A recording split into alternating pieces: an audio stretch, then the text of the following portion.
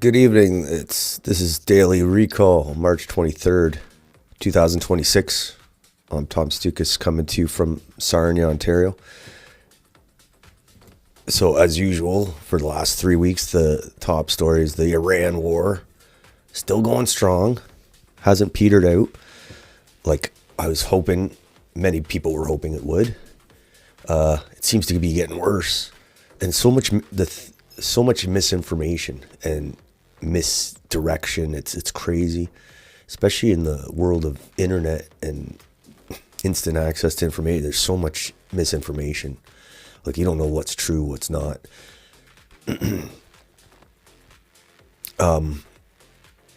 So on the weekend, Trump put out this threat saying if Iran doesn't open the Strait of Hormuz, he's going to bomb all the energy infrastructure of Iran, basically putting them into the Stone Age without electricity or heat, whatever, which is going to prompt a response from Iran. So it was like crazy, right? This is the weekend and the markets are ready to open and they're like ready to dive. And then they were going down, and at the last minute, Trump puts out another post saying, "Oh, we're going to hold off for 5 days because we're starting to hear good things from Iran." And then Iran says, "Oh, it's not true at all. We don't want to talk about anything unless they meet our demands."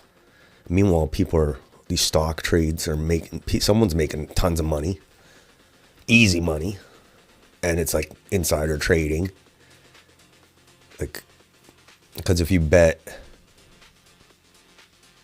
the oil's going to go down and the stocks are going to go up, it went 5 minutes before Trump makes a announcement of diplomacy, then yeah, somebody's making tons of money, which is pretty obscene considering people are dying, soldiers are being sent to fight, people are getting bombed, and these greedy pigs are making stock trades based on inside information from Trump's ever-changing position on the war, or misdirection, deception.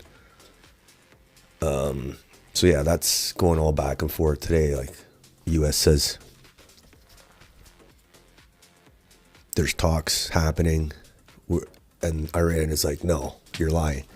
So maybe there's a little bit of truth to both. I don't know.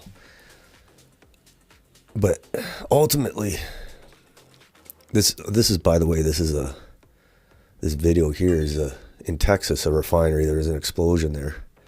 No, it's not Iran. That's Texas. I wonder if the Iranians did it, or it's that's supposed to be one of the big refineries in Texas. Anyway, the way to see through everything, I think, because otherwise you go insane, is just assume Israel's running everything, the war, the U.S. government. Okay.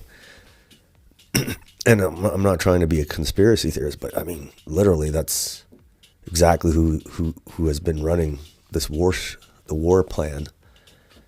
Trump's just talking and going back and forth on everything, but Israel has been, Netanyahu has been very consistent. They want to destroy Iran, destroy the current structure of the government. They don't care if it's anarchy, failed state. The worse the better for them, for their objective. And that's what's happened. That's what you have to assume is going to happen. Like, the war is not going to end in diplomacy. It's going to end in someone losing and someone winning. No diplomacy. So no matter how much Trump talks about talks, and he said 5 days, meanwhile he's sending Marines there, infantry,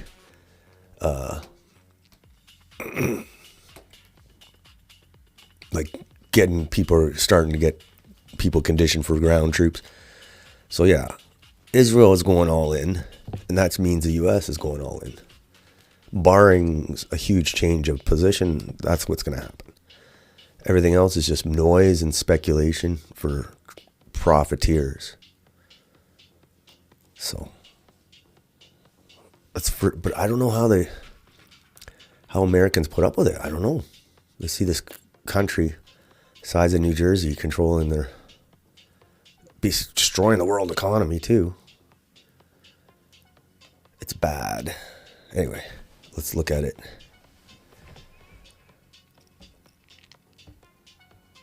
So this is port. Fire smoke seen at Valero refinery in Port Arthur, Texas, amid reports of explosion. So I live in a city with lots of refineries in Sarnia, Ontario, and this never happens, like a fire of this scale.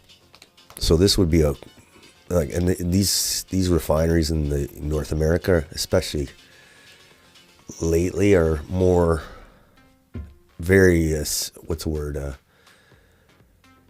Safety. Like their safety records are a lot better than, let's say, in the past. Having lived here by all these refineries, I never had a serious fire like this. So definitely raises questions with the timing, but it could be nothing. That just happened, I guess. All right. So this is the funny thing here with the Iran war, and this is why Israel's in charge of the Iran war. So you just go by what they say. Don't Trump's just for, what's the word? He's like the kind of the jester in the front, keeping everybody's attention. The real stuff's going on in Israel. So Trump says 5 days. We're not going to attack the energy for 5 days because we're doing talks now. We don't know if the talks are true or not, or the bullshit. It could be just a sow division within the Iranian government and make them all paranoid.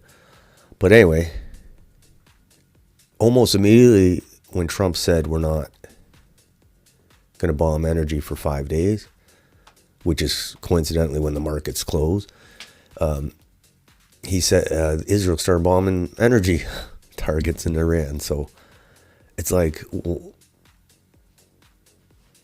I think Trump wants to look like he wants the off-ramps to get out of this, but I think it's already done deal. It's committed to the full war.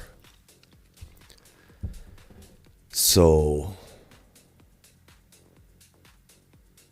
yeah, as soon as he said that, Israel started bombing, basically contradicting him totally. So, that's where the power is. Just seeing what I'm seeing. Can't lie.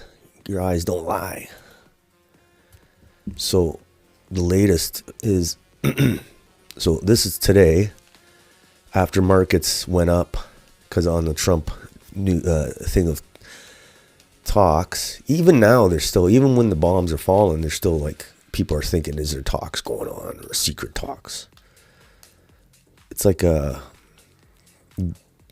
we'll bomb them and plant seeds that there's talks going on. But they striked Israel.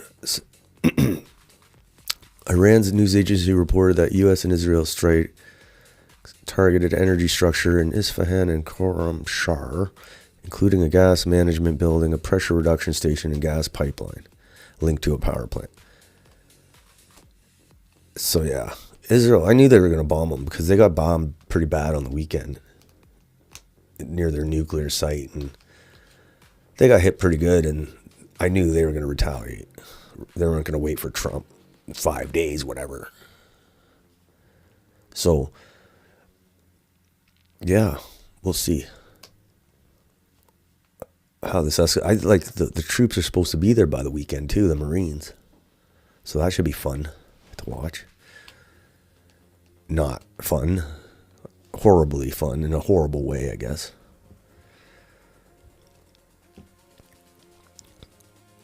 So this is what we woke up to, is Trump backing off, because on the weekend he threatened to destroy Iran's electricity grid. But like I said, he's just playing with people. It's full-on war is decided. It's going to be ground troops, everything. They say they're going to try and maybe take a little part of Iran near the coast, but then it'll just get bigger and bigger. They'll want to take the whole thing. Who knows? It's insane, really. But this is what he wrote today. He said, this is the tweet that basically lifted the markets. I'm pleased to report the United States of America and the country of Iran have had over the last 2 days very good and productive conversations regarding a complete and total resolution of our hostilities in the Middle East. That's not going to happen because Israel hasn't approved it, I don't think. Based on the tenor and tone of this in-depth, detailed, and constructive conversations, which will continue throughout the week, I have instructed the Department of War to postpone any and all military strikes against Iranian power plants and energy infrastructure for 5 days. So obviously 5 days is when the markets are open. And he said continue throughout the week, conversations throughout the week. So basically he's trying to keep the markets stable for the whole week by giving the seed of, there's talks going on, so there's no panic in the markets. But in the meantime, Israel right away bombs energy infrastructure. So we'll see how long the markets hold on that. But, and also Iran responded almost right away saying no talks with Washington, and they accuse the U.S. president of buying time while regional de-escalation efforts go on. I don't know what that means, but there is no de-escalation efforts.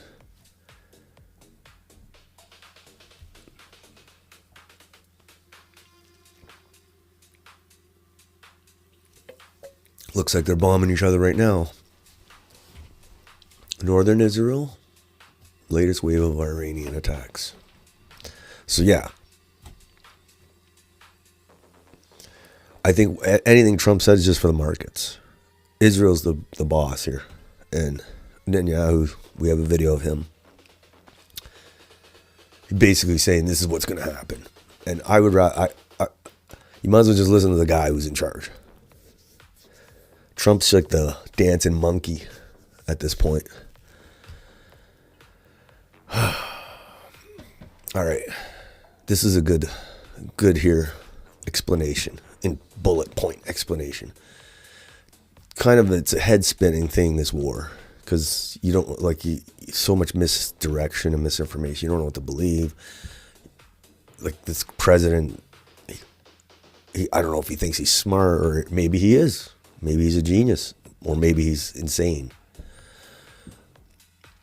So this is what's going. Trump folded before the markets open, folded on his threat, because the deadline would have been tonight at 7:30 or something. So obviously that deadline is moot now.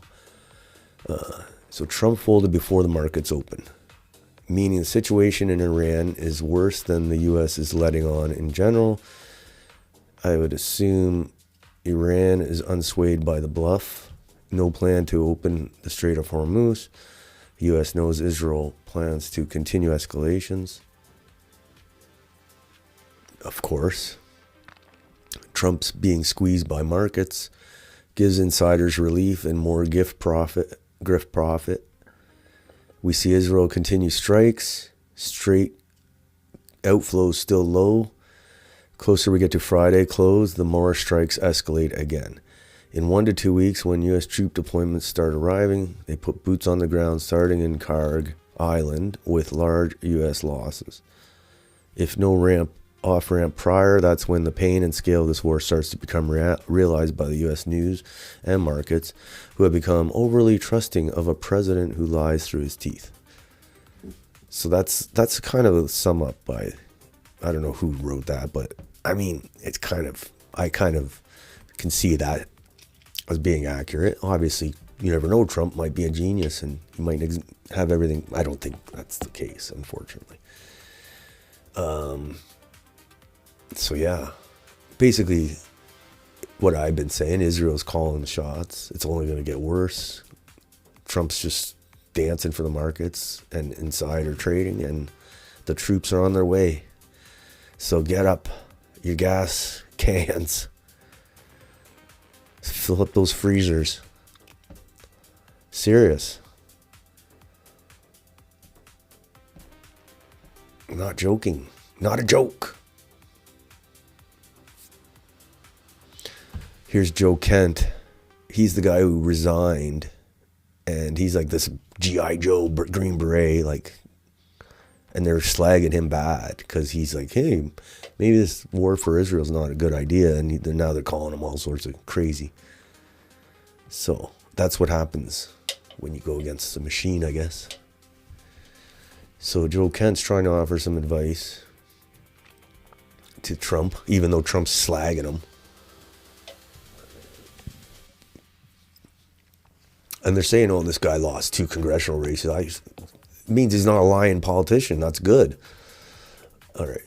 Step 1 in de-escalation must be restraining the Israelis. Otherwise, all efforts to renegotiate will follow this pattern. POTUS publicly announces de-escalation, which he did today. Israel takes major strikes to destroy negotiations and in turn weaken our ability to negotiate, which they did. And they've done this over and over again. Remember, they bombed the oil tanks in Tehran that turned the city into Mordor. And then they bombed the gas fields. And who knows if Trump knew about it or he didn't want it done, but they did it anyway because they're in charge. Who knows? But the point is this is why Joe can't quit, I think. It's because he's like, got to control the Israelis. And he can't control the Israelis. So, Israel takes, the war accelerates because of Israel, of course. I don't know why Americans are putting up with this. It's pretty bad.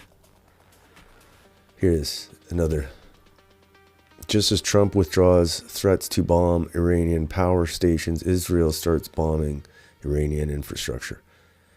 Israel wants this war to go on for as long as possible to set back Iran decades, regardless of the cost to regional stability, global markets, and the American people. Yeah, I mean, that's basically the theme I'm going with today.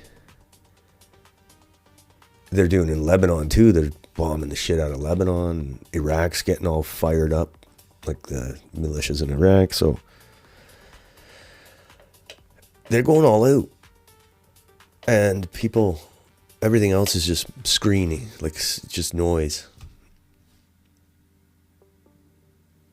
Okay. Yeah, they're bombing the shit out of Southern Lebanon. I forgot all about Lebanon. So yeah, Israel wants to go all the way. And it's not going to stop. Like, they're not going to say, okay, like either one side's going to win and the other side's going to lose. It's going to be bad, or we'll all lose. That's probably more like it. So there's another one. Israel begins targeting Iran infrastructure, including energy. Explosions reported in Tehran. Okay. And another,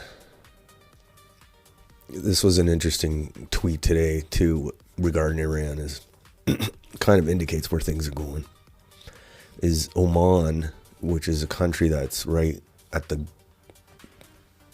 outer part of the,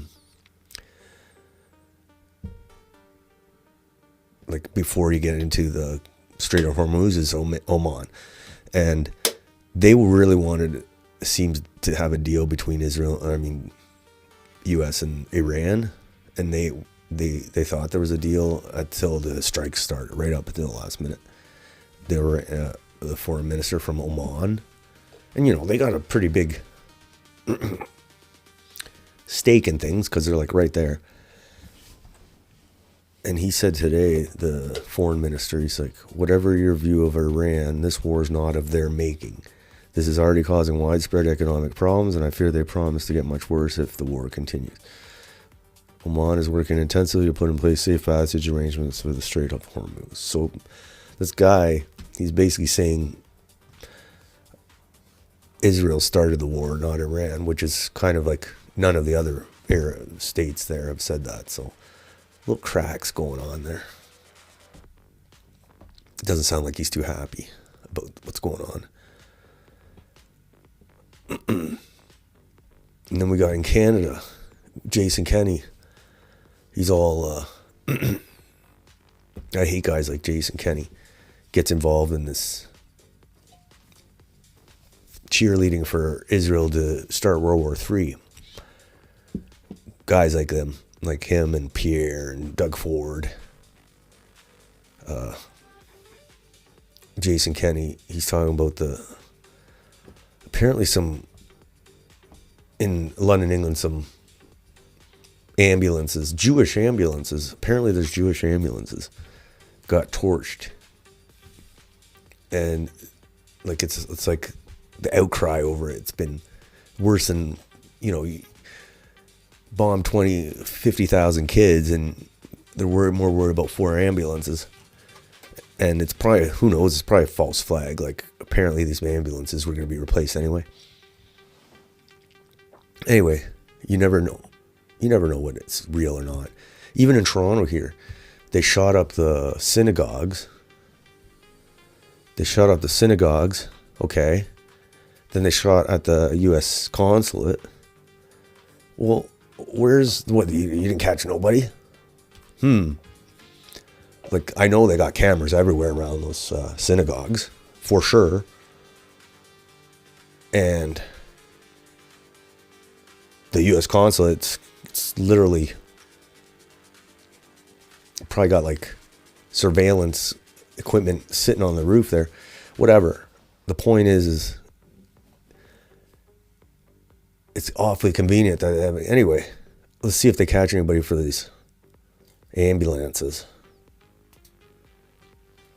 In London. I didn't know they had their own ambulances. Apparently maybe they don't want to mix in with the population. But this is Jason Kenney. He's so worried about 4 ambulances. Babies blown up, no problem. School for girls, no problem. But 4 ambulances. We'll drop everything here. So I hate Jason Kenney, so I'm not afraid to call him bad names because of what he did during COVID. He lied, put in the vax pass, the commie vax pass, said he wasn't going to do it. But he did a lot of, he arrested, closed down churches, arrested kids playing hockey. So I hated him. And then he was the Minister of Immigration, Minister of Curry in a hurry, bringing all the Indians here. And so he's more worried. He didn't care about destroying Alberta with this COVID bullshit. He didn't care about flooding it with Indians. But 4 ambulances. Stop the presses. So I said, that Ziokuk traders like Jason Kenney are more worried about 4 decommissioned ambulances set on fire. Probably a false flag. Than a school full of girls being bombed. I don't think he said anything about the girls being bombed. Because he's a fat pig. 40-year-old virgin. Curry sipping weirdo. Israel regularly bombs ambulances with glee, which Fat Kenny won't mention because it would cost him shekels. But Jason Kenney bugs me because he's like he represents all the conservatives. He's a Ziokuk for the war. The Carney's bad because he does the immigrants. It's like 2 sides. One's for the war, one's for the immigrants. But they kind of complement each other. But you got Pierre, total Ziokuk, met with Bill Ackman the other day. You got Doug Ford doing his thing. But Jason Kenney wants to go out of the way. He's just, nobody should be listening to Jason Kenney anyway. That's all I'm going to say about him. Okay. And here's Greg Wycliffe made some good point here on this. The synagogue shooting in Toronto and the ambulance burning in London, England, it's the same idea. The event happens. They blame whatever, they blame anti-Semitism. But then instead of like actually, deporting or not starting wars that brings them here and deporting the ones that are here, instead of doing that, they want they push for more hate speech laws and more laws, anti-Semitism laws, and they're usually directed at the people, usually white people, that didn't even have anything to do with the shooting or the ambulance. So it's a disturbing trend. So he says here, these stories, he's talking about the anti-Semitic attacks. These stories are disturbing to me because little to no energy and attention goes into wanting to catch the perpetrators of these crimes. Shooting a building in the middle of the night is not legal, actually. Laws already exist to persecute and criminally charge people doing this. Is there no security footage of these incidents? Do we have any leads on who these people are? Was there a getaway car? Like they have nothing. Radio silence. Would it not be productive for the police to ask the public for relevant tips that might help solve this case? Some Jewish communities in Toronto have their own security that patrol the streets at night. Did they see anything? If safety and justice is the priority, then how are these not the first questions the Jewish community are asking? Why do we need new laws and legislation? Because that's what they want. If we can't even catch the people who are already breaking the existing laws. What's preventing us from catching these criminals? Is it simply a lack of security cameras? CJ identifies timely enforcement of hate crime laws as one of the solutions to this problem. But how would enforcing hate crime laws help identify or stop random shootings that happen in the middle of the night? No, they don't. So it's kind of like, okay, this happens, so we have to do this. So you kind of wonder who's doing what, who's doing this stuff. But CJ urges government to prioritize promise to protect Ontario's Jews on return to legislature. Addressing increasingly violent and targeted anti-Semitism is not optional. It is a fundamental responsibility of government. So all of this, maybe not starting wars and bombing children to bits is not optional. Shouldn't be optional either.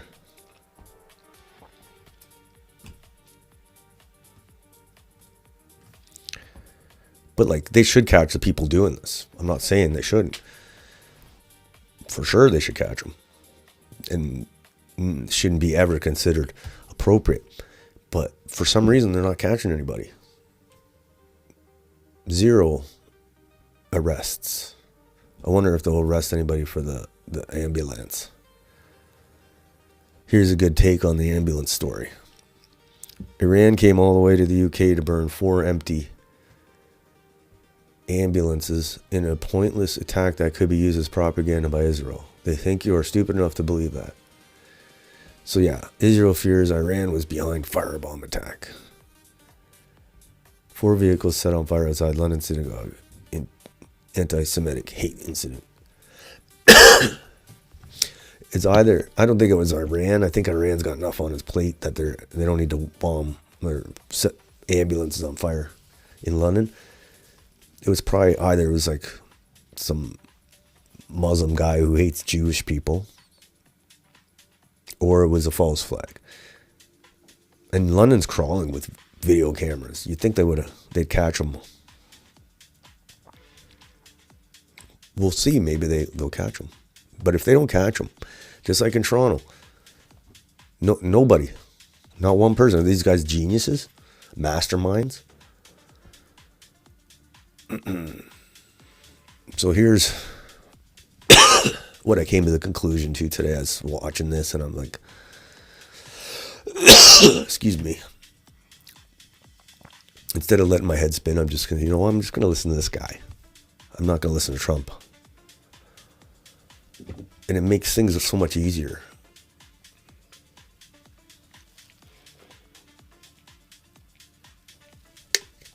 I don't even have to think. I just say, what does Netanyahu say? Because that's what's going to happen. Might not happen today or tomorrow, but it's going to happen. So let's see what he says here. He's talking in Hebrew, But we'll read the... Earlier today I spoke with President Trump. הנשיא טראמפ מאמין שיש סיכוי למנף את ההישגים הכבירים של צה"ל וצבא ארצות הברית כדי לממש את יעדי המלחמה בהסכם. הסכם שישמור על האינטרסים החיוניים שלנו. במקביל, אנחנו ממשיכים לתקוף גם באיראן וגם בלבנון. אנחנו קודשים את תוכנית הטילים ותוכנית הגרעין עד דק וממשיכים לפגוע קשות בחיזבאללה. מוקדם יותר היום שוחחתי עם ידידנו הנשיא טראמפ. הנשיא טראמפ מאמין שיש סיכוי למנף את ההישגים הכבירים של צה"ל וצבא ארצות הברית כדי לממש את יעדי המלחמה בהסכם. הסכם שישמור על האינטרסים החיוניים שלנו. Well, you know, he talks like this, like he's just saying this today because Trump had this big announcement and comments about diplomacy. So he had to get in here and say, look, we're still attacking. This is, but he says like our vital interests.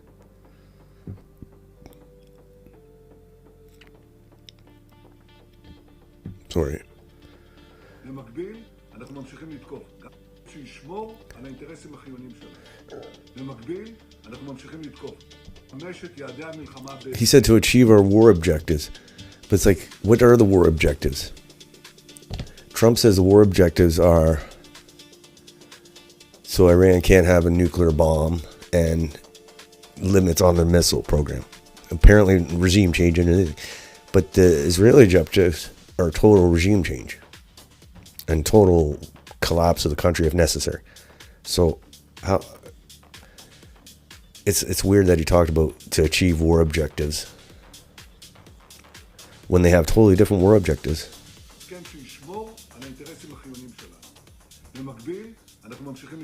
We continue to attack both Iran and Lebanon, cutting missile program and nuclear program tight, and continue to hit Hezbollah hard.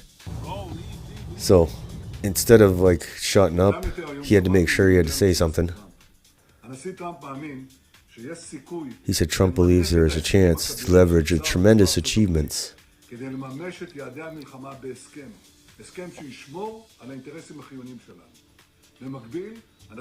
So he's basically saying, don't worry, Trump can talk all he wants, we're going to still be attacking.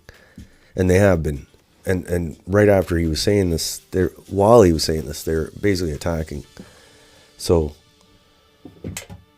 that's who's in charge, basically, is what I'm saying. And surprise, surprise, U.S. Marines slated to arrive in the Mideast Friday, according to Wall Street Journal, just as Trump's 5-day extension expires. So yeah, it's happening, whatever. Whatever Netanyahu says, listen to him. I don't like him, but at least you know who's in, you want to listen to who's in charge so you know what kind of shit's coming down. Here's Edward Dowd. Brazen insider trading. Everyone sees it. Yes. If someone gets caught for this and they're close to the president, it's going to be a very big scandal because people are dying, families are being destroyed, and these guys are making a buck off the war. So, yeah, lots of stuff about the insider trading. And it's been happening for like 3 weeks now. The market's ready to tank, and then Trump talks back up. Someone's making money. Is this how rotten things have gotten now? People are making money, not doing anything productive, just making money off death. Okay. I don't know if you're not really into stocks. It's basically casino. As long as you're in the house always wins, I guess. So, 6:50 a.m. today, 1.5 billion in notional value worth of S&P 500 futures contracts were bought. Okay, the trade was so large it sent the entire index 0.3% higher that minute.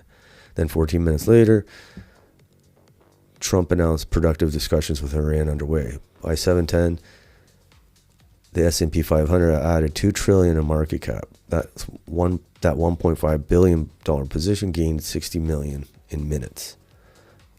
That's a lot of money. That's a lot of money for doing nothing. And who knows how many other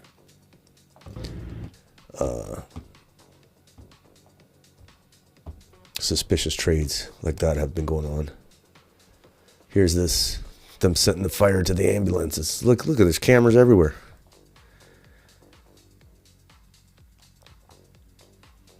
Boom. They look pretty like they knew what they're doing.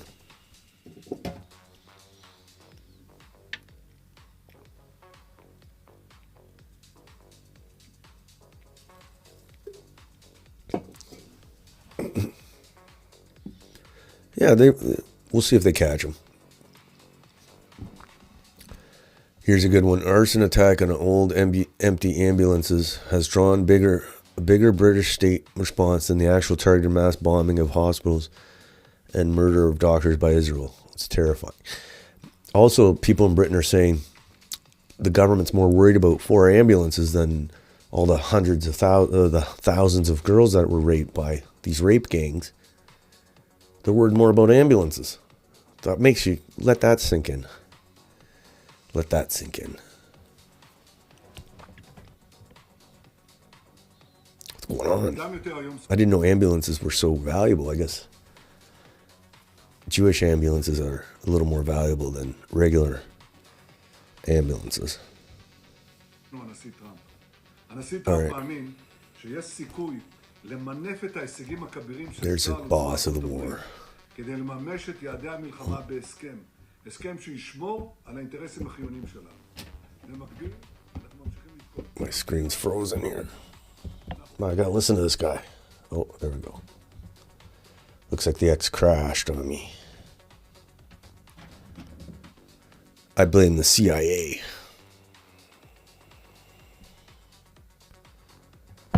So that's it.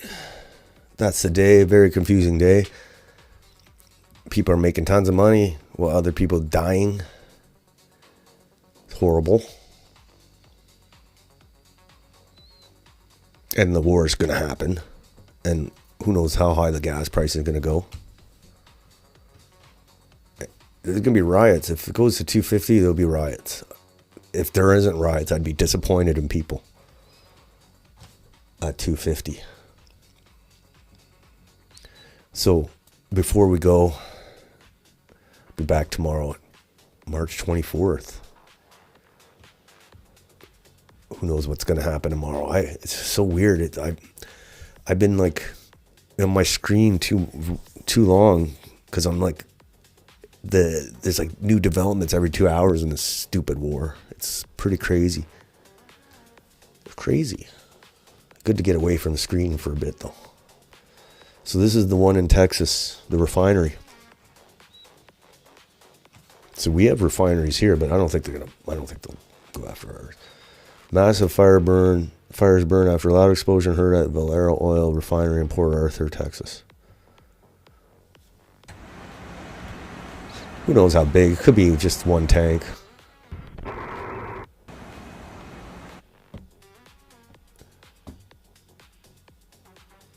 All right, massive explosion at Valero Oil Refinery in Port Arthur. I don't know how big it is. It might look worse than it is.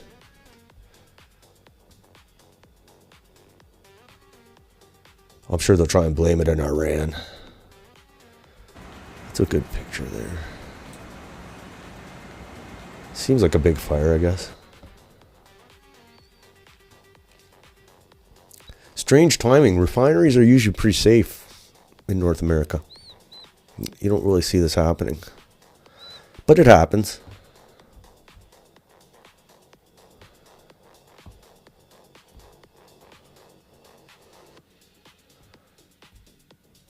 So, while Iranian energy sites are getting hit, we got one in Texas. That'd be crazy if they started bombing infrastructure here. I don't think it serves their purpose. I don't think they want to escalate that far because they're going to get nuked if that happens. So, I don't know. This is crazy. All right. We'll see what happens tomorrow.